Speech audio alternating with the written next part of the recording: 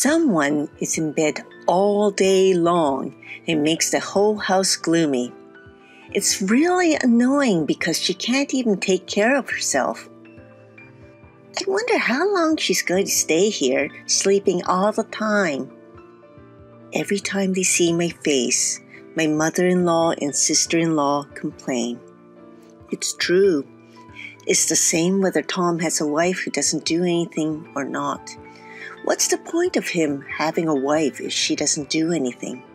My father-in-law also joins in and says, I'm Jane Brown, 32 years old. We have been married for 5 years. My father died because of an illness when I was in high school, and my mother died soon after I got married. I have loved drawing since I was a child, and my dream was to become a picture book artist. After graduating from high school, I went to design school and got a job at a small design office as an illustrator. My husband worked for an advertising company, and we met when he came to our office asking me to illustrate a character for an ad. After 2 years of dating, we got married. My sister-in-law also lived with my in-laws, but we decided to stay with them after we got married. When we got married, I became a freelancer and they allowed me to work from home. I wanted to be a good wife and did my best at housework. It was easy to do because my mother-in-law didn't seem to like housework very much and told me that I could do whatever I wanted. My sister-in-law was also indifferent to housework and then went out for drinks and dinners with her colleagues and friends every day. So we rarely had meals together, but we lived together without any problem. However, 3 years ago, I fell down a flight of stairs at a train station and was seriously injured. My life changed drastically. I suffered a spinal injury that left me with a severe disability, paralysis of the lower half of my body. It was quite a shock at first, but 3 years have passed and I am gradually getting used to this kind of life. My in-laws cared for me when I was injured, but they didn't expect that I would be unable to stand on my own legs for the rest of my life. And as 3 years passed, many things changed. In the midst of all of this, my sister-in-law got married 2 years ago and left home. Now I won't have to see Jane anymore.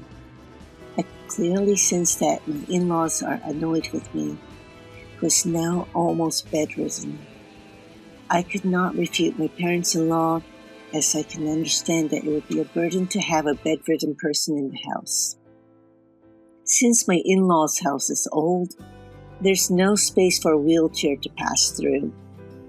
And I, who cannot move without a wheelchair, has to stay in bed. However, I had been working from home before the accident, so I am able to continue doing so.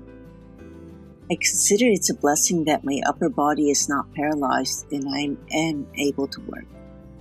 I'm now taken care of by a helper and a housekeeper who takes care of me on a daily basis. If I had lived alone, a helper would be able to help me with the cleaning and laundry. But this isn't possible since I have family living with me. The helper can only provide physical assistance. My husband can't take care of me because of his work. My parents are very healthy. My mother-in-law is not disabled or ill. My father-in-law turned 65 last year and is retired, so he's home all the time. Home helpers aren't supposed to provide assistance if you have family living with you who is healthy and not working. Assistance such as cleaning, laundry, and shopping. For the first 2 years or so, my in-laws helped a little while they were at it with their own chores. But gradually they stopped doing it. I can understand that for my mother-in-law, who originally disliked housework, it must have been a hassle for her to do my stuff. My husband was also kind to me in the beginning, but now he rarely even speaks to me and does absolutely nothing to help. I have a job to do, and caring for someone isn't a man's job. That's all he says. Just because my in-laws don't do anything for me doesn't mean that the helpers can assist me because of regulations. But the helper saw my situation and with concern for me, introduced me to a housekeeper. What a waste of money to have a housekeeper.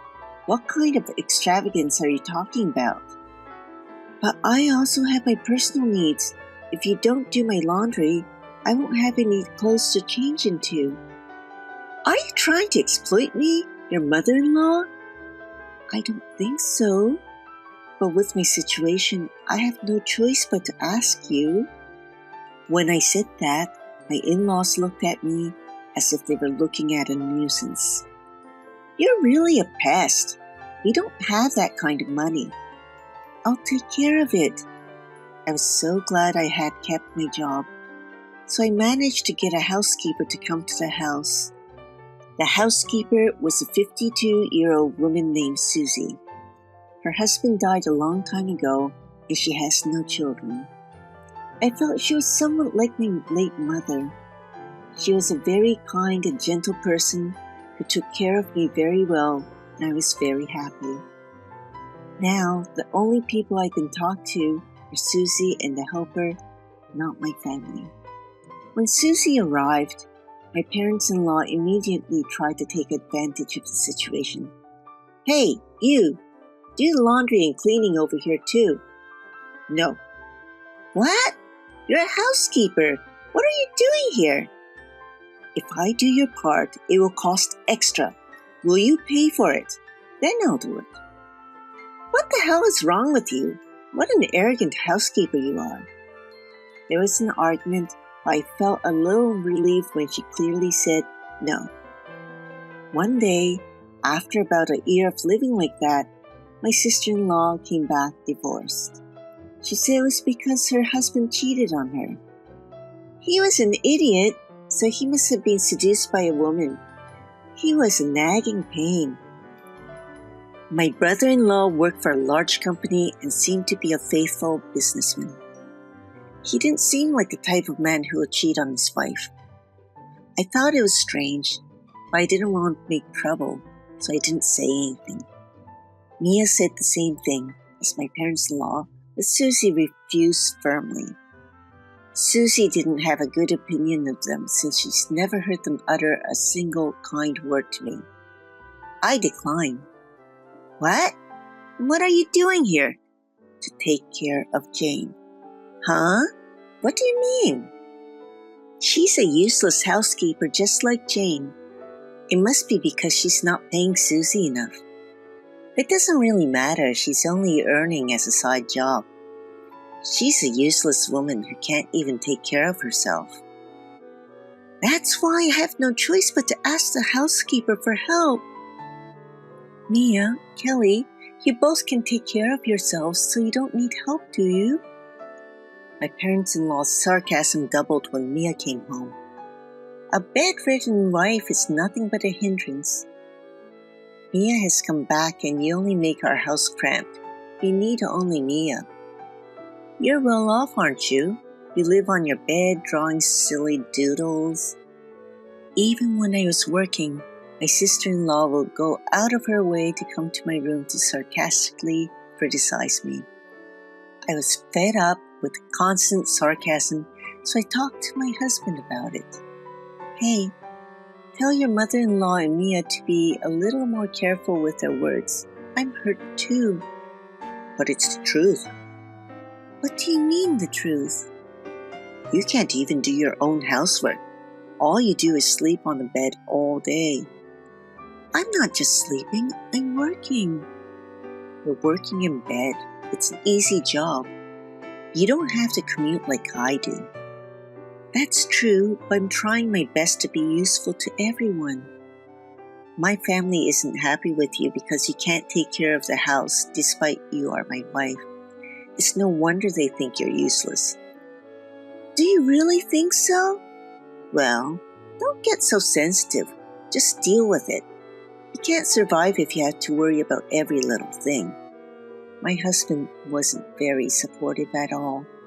It's not that I don't feel inconvenience with my body, but it's just so frustrating to know that he doesn't care about me at all. I constantly wish that I could walk or move as before. I wish that at least my husband could be sympathetic and understand how painful and sad I am. Am I selfish and asking too much to feel that way? When I think of that, even though I try not to cry, tears flow. I was in an accident, I got this body, and yet I'm trying to look forward and do my best, and I will not lose because of this. I have been trying to push myself, thinking that there are many other people in the world who are suffering more than me. I feel sad that I don't have my parents to rely on at a time like this. But I also think that it's good because they don't need to see what I'm going through. But when I think that there's no one in this house to stand by me anymore, I feel more and more miserable. I don't have a home to go back to.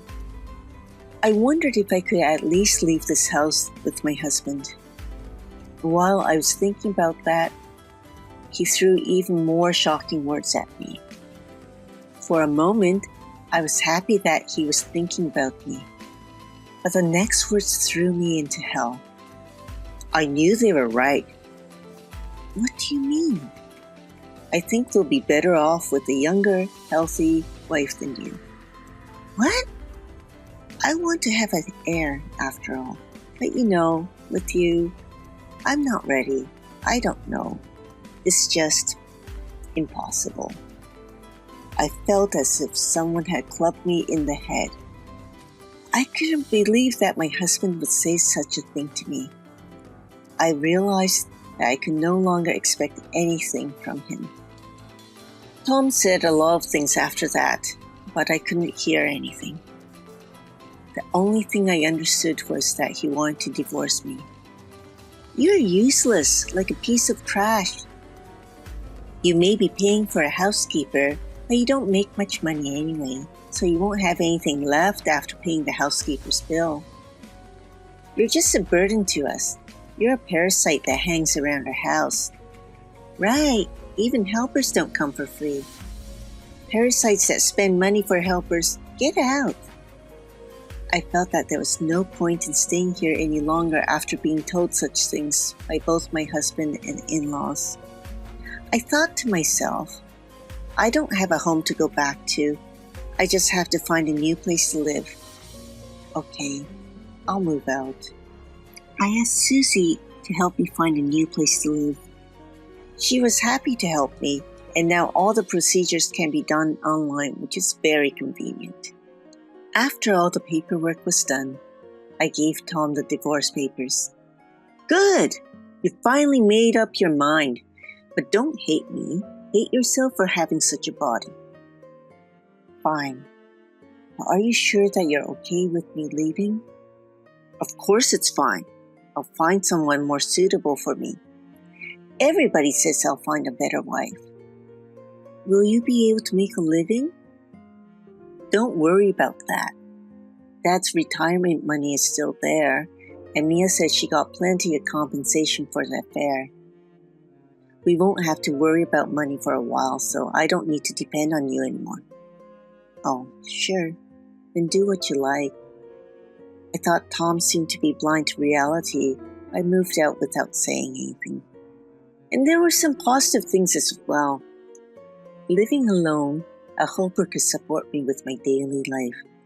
They can help with things like cleaning, the laundry, and shopping.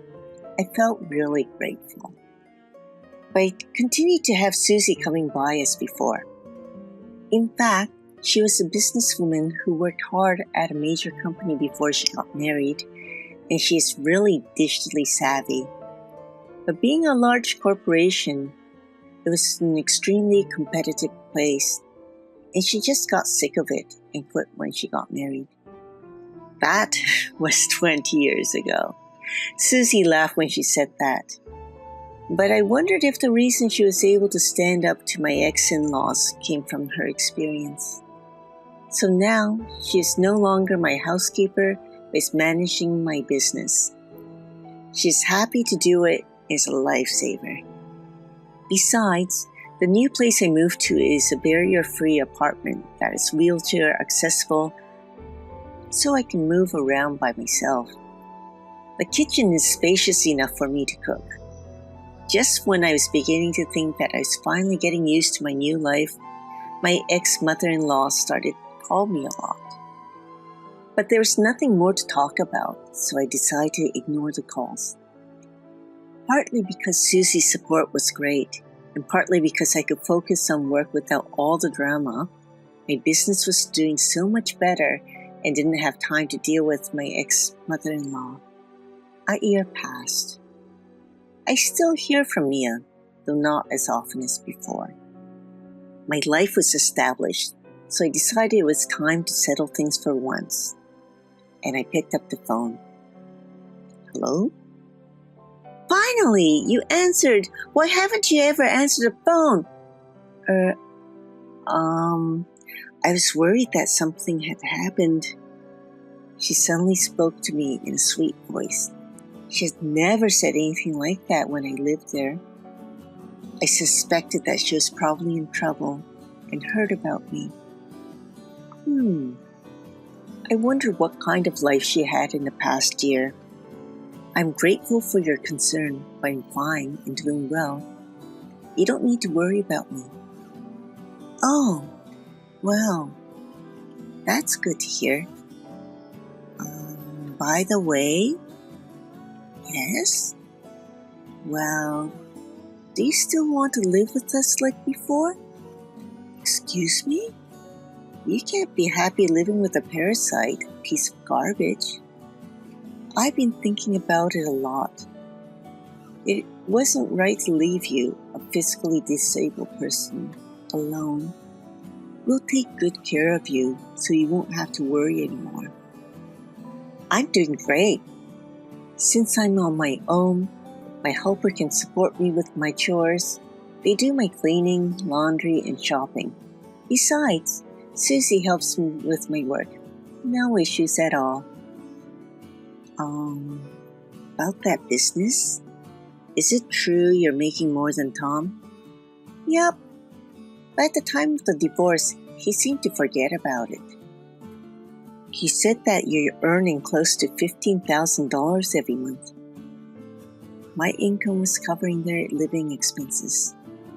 At the beginning, after the accident, they were helping me. At the same time, Tom's company wasn't doing well and his pay was cut.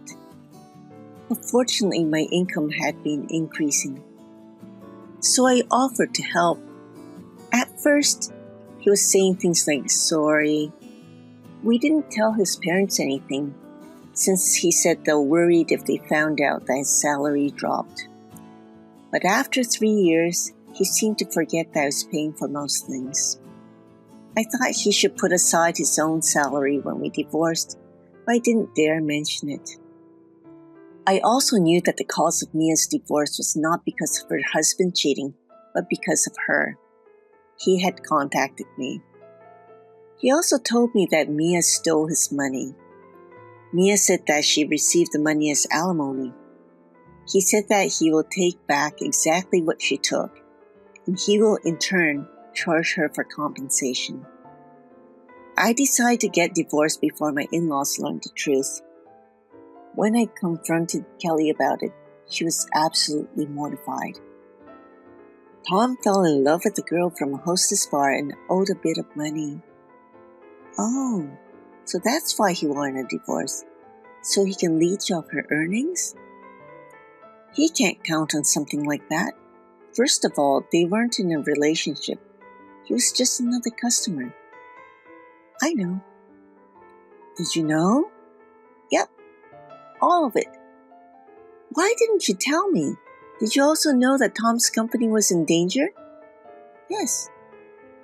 How dare you not tell me when you knew? According to Kelly, Mia eloped with her unfaithful boyfriend. But he dumped her and came back crying with even more debts.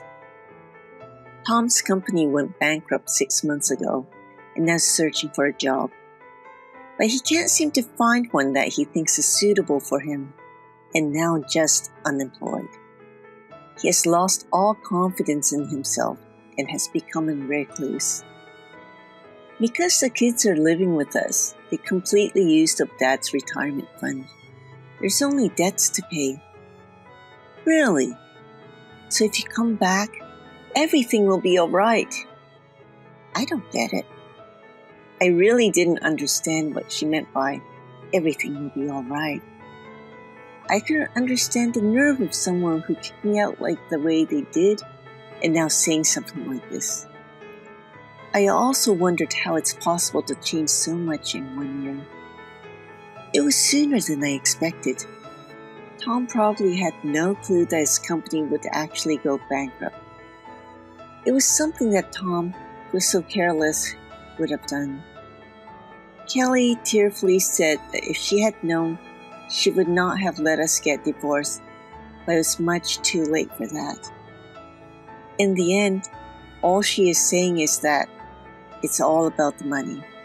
The only important thing for her is herself. Mia says she doesn't feel like working right now, so she's become a couch potato and gaining weight. Oh, we sold the house to pay off the kids' debts. The house was old and worthless, so they were deducted the cost of clearing the land, and the location was bad, so they didn't get much money for it. Now the family of 4 adults are living in a cheap apartment with only 1 room and forced to live a hard life. Kelly cried on the phone, saying that they were forced to work part-time from morning to night and were so exhausted. It's all your fault since you didn't answer my calls. Only if I was able to reach you before we sold the house. What do you mean? If you had known we were selling the house, you would have helped us, wouldn't you? You lived in that house too, so you must have some attachment to it, right? Not at all. Huh? It stunned me to think just how self-centered she was. I was really glad I didn't answer the phone. Well, even if I had answered, there's no way I would have gone along with such a story. Oh, so both Tom and Mia are being parasites to you? Mother? No. Kelly? So please, come back. You're the only one we can count on. Nope. I'm not family. Don't rely on me. Don't say that. We're sorry for what we done. I apologize. Oh, I couldn't grasp how she could say this. I started to get a headache. I decided it was time to give them an ultimatum and call it a day. I declined. But the reason I picked up your call today is because I had something I want to let you know. What is it? I'm going to sue all of you. What? Why should we pay? Besides, it's not like he cheated on you. He wasn't even with the girl from the hostess bar. It's not for cheating. It's for the mental anguish caused by the verbal abuse I received from all of you. Huh? I told her that I recorded and videotaped all the abusive language from them. When I told her the evidence I had, she became quite upset and hung up the phone abruptly. Maybe she thought I might demand more if we continued our talk. I wonder if this was what it was like to feel guilty. When I made a request for compensation through my lawyer, Kelly tearfully pleaded to somehow make it go away. They complained about the current situation. Of course, there was no way I would accept. I had been asked to illustrate a picture book. I'm one step closer to my dream of becoming a picture book author someday. Many things have happened to me, but I would continue to live my life positively and without taking myself too seriously.